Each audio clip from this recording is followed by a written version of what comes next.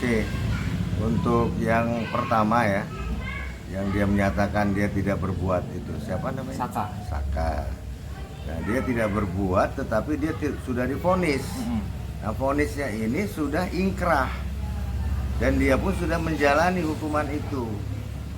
Nah, pertanyaannya, kalau memang dia tidak bersalah, pada saat persidangan bagaimana itu? Kan kita tidak tahu. Kalau menurut pendapat saya, pada saat persidangan saksi-saksi yang diperiksa pasti memberatkan dia, sehingga hakim menjatuhkan vonis kepada dia sebanyak 8 tahun ya kan. Nah, kalau seandainya memang sekarang saat ini dia menyatakan diri dia tidak bersalah, jalan keluar yang bisa dia ambil hanyalah melakukan upaya hukum ke PK ke Mahkamah Agung. Artinya Ajukan PK ke Mahkamah Agung, peninjauan kembali atas perkaranya itu. Gitu. Artinya statement yang dibuat Saka kemarin itu bantahan atas dirinya terlibat pembunuhan Vina itu tidak kuat ya Kanda, karena kan mengingat dia sudah menjalani hukuman.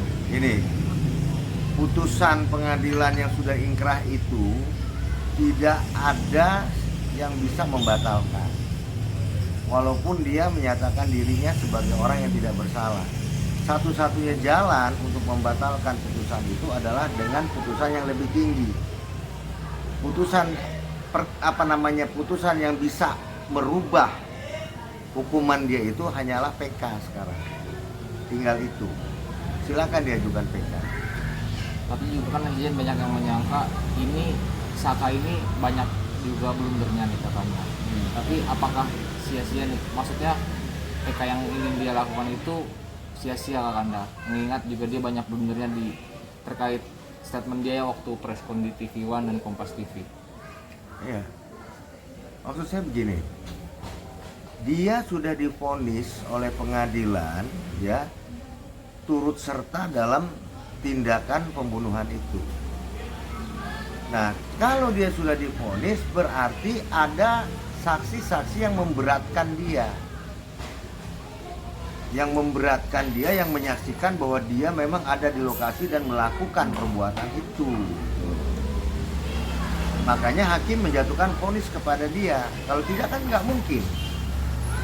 Tidak mungkin majelis hakim memutuskan dia bersalah tanpa ada alasan hukum yang kuat, tanpa ada keterangan saksi, tanpa ada dasar bukti-bukti yang lain. Gitu. Tapi pengakuan Saka ini kan katanya dia diduga dipaksa mengaku oleh pihak kepolisian sampai dia disetrum agar mengakui perbuatannya, padahal dia kekeh, dia bilang dia tidak terlibat, apalagi dia tidak ada di tempat pengakuannya kan. Itu seperti apa kan?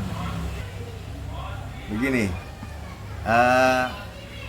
ada peran penasihat hukum pada saat persidangan itu ya, apabila memang ada alasan bahwa BAP-nya itu dia buat karena terpaksa, karena ada penekanan dari penyidik, seharusnya disampaikan pada saat persidangan ya, sehingga nanti hakim bisa memerintahkan jaksa untuk menghadirkan saksi verbalisan, artinya penyidik yang melakukan penyidikan membuat BAP itu harus diperiksa di dalam persidangan kalau memang alasannya seperti itu.